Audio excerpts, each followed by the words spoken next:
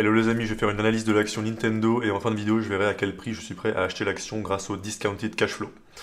Alors, d'abord Nintendo, comment leur business est structuré. Donc ils divisent leurs revenus en trois catégories. D'abord Video Game Platform, donc ça c'est le hardware, donc les ventes de Switch en ce moment et les ventes de jeux vidéo, donc ça représente 96,7% des revenus. Ensuite une partie mobile, donc des jeux mobiles et IP Rated Income. Donc l'IP c'est la propriété intellectuelle, donc c'est tout ce qui est lié à la marque, en fait aux univers Nintendo, donc tout ce qui est Mario, etc. Et on va en parler tout à l'heure. Mais c'est tout ce qui est par exemple les films, le film qui vient de sortir, ou les parcs à thème par exemple. Et 0,03% des revenus viennent des cartes à jouer et autres. Alors quand je commence à analyser une boîte, j'aime bien regarder d'abord la balance sheet, puisque ça permet de voir ce que l'entreprise a et ce que l'entreprise doit. Et si l'entreprise n'a pas assez par exemple de cash pour couvrir ses dettes, eh bien c'est une entreprise qui peut être en risque de faillite par exemple. Donc, hop, je sors la balance sheet et je regarde tout simplement la première chose que je regarde, c'est le niveau de cash. Donc là, ils ont, alors c'est en yens, hein, mais bon, voilà, 1 285 000, enfin c'est en millions de yens, mais peu importe. Et je compare ça au total liabilities, donc la totalité de ce que l'entreprise doit à l'avenir. Donc ça peut être des prêts à rembourser, ça peut être des fournisseurs à payer, ça peut être des salaires qui n'ont pas encore été payés et ainsi de suite. Et on voit que là c'est 612 000. Donc Nintendo a deux fois plus de cash disponible sur leur compte que de total liabilities. Donc ça c'est une situation qui est très rare et qui donc les met dans une grosse situation de sécurité. Donc pas de, pas de danger à ce niveau-là. Et ils ont même tellement de cash que c'est un niveau où peut-être qu'ils pourraient en faire quelque chose comme peut-être verser plus de dividendes ou racheter des actions ou faire plus d'acquisitions. Mais bon, au moins il y a pas de risque à ce niveau-là. Donc maintenant, au niveau des risques spécifiques pour cette entreprise, le seul que j'ai trouvé, le vrai risque, c'est la cyclicalité de leur business. Donc ça veut simplement dire que leur performance dépend de la console qui sont en train de vendre actuellement. Donc si on revient par exemple dans le passé, on remarque que là, en 2005-2006, enfin après 2005-2006, donc quand les consoles qui étaient vendues c'était la DS et la Wii, qui sont extrêmement bien vendues, on remarque que le cours de l'action a explosé. Et puis il y a eu après la fin de la Wii, la Wii U. Ça a été un échec commercial et il a fallu attendre la sortie de la Switch pour que ça revienne. Et ça, c'est un danger, surtout que là, la Switch va rentrer dans sa septième année, donc c'est pas dit qu'ils arrivent à maintenir des niveaux de vente suffisamment élevés. Et ce serait peut-être mieux d'attendre une période un peu plus d'incertitude, comme par exemple un moment où Nintendo annoncerait que c'est la fin de la Switch, qu'ils vont se préparer pour sortir une nouvelle console. Ça pourrait causer un petit peu une panique et créer une bonne opportunité pour entrer.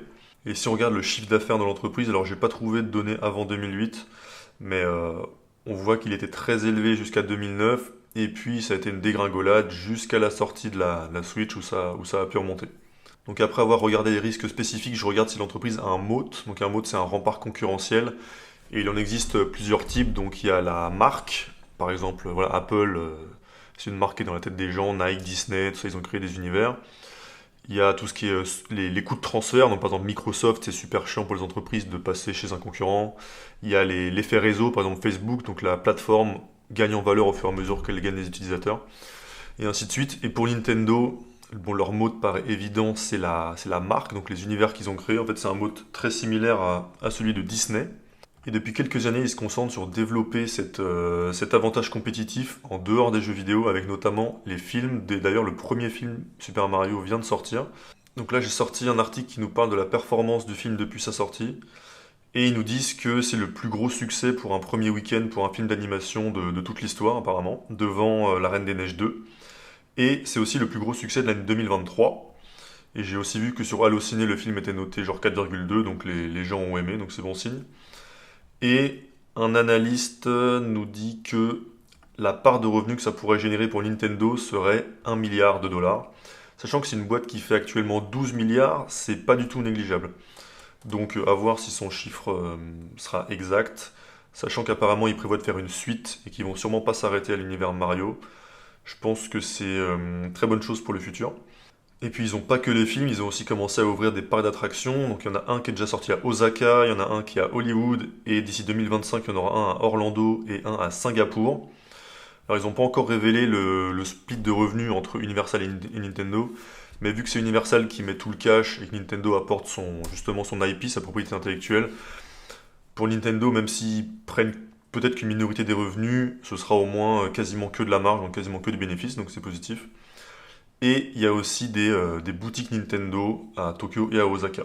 Et donc l'intérêt pour Nintendo de sortir comme ça des films, des parcs d'attractions et des produits dérivés dans des boutiques, c'est que ça va permettre à la fois de générer des revenus directs, qui seront peut-être pas négligeables du tout, surtout avec les films, mais aussi de générer des revenus indirects, puisque s'il y a des personnes qui n'ont jamais joué à des jeux Nintendo, qui vont être exposées à cet univers-là et qui vont ensuite être tentées d'aller acheter les consoles et les jeux vidéo.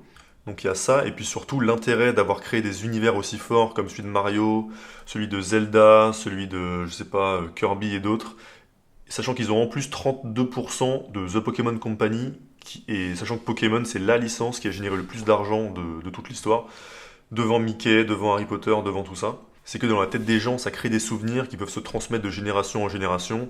Et si je prends mon exemple perso, même si ça doit faire peut-être une dizaine d'années que j'ai pas joué à ces jeux-là, ça m'arrive souvent de réécouter les musiques par nostalgie. Et si à un moment je décide de rejouer à un jeu vidéo, ce sera sûrement toujours dans l'univers Nintendo. Donc c'est super important de toujours regarder si une entreprise a bien un moat, donc un rempart concurrentiel, puisque dans le cas d'une entreprise cyclique comme Nintendo, on sait que si elle se retrouve dans le creux d'un cycle, perso, je serais très confiant sur leur capacité à remonter la pente plus tard, et donc ça pourrait même être une bonne opportunité d'investissement pour moi, plutôt que d'investir justement quand tout se passe très bien. Alors maintenant, regardons à quel prix je serais prêt à acheter l'action.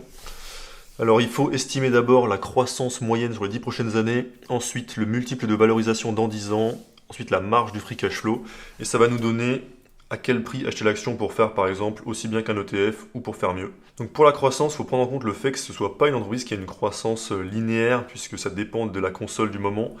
Et vu que la Switch est sortie il y a 7 ans, je pense que je vais partir sur pas de croissance. Même si l'utilisation de l'IP va sûrement amener des revenus supplémentaires, il y a aussi un risque pour que les ventes de la Switch dégringolent, donc je préfère faire une hypothèse de pas de croissance, sachant qu'on cherche à être pessimiste pour avoir une marge de sécurité au pire.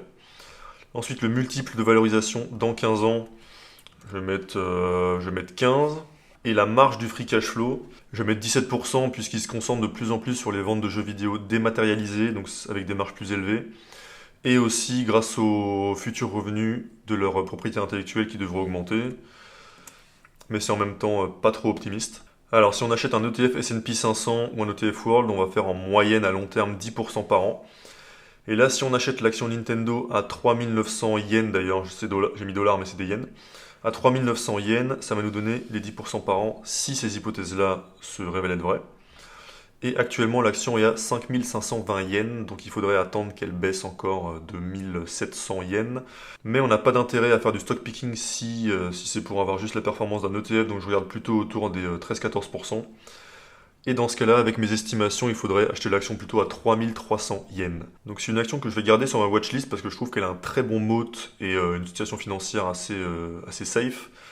Mais je vais plutôt attendre qu'on soit dans le creux d'un cycle, typiquement quand ce sera la fin de la Switch et qu'ils vont annoncer la sortie d'une nouvelle console. J'imagine que les gens vont paniquer à ce moment-là, que le prix va devenir plus intéressant, peut-être vers les 3000 dollars, 3000 yens. Et à ce moment-là, je pourrais acheter. Voilà, donc c'est tout pour Nintendo. Dites-moi ce que vous en avez pensé et à plus.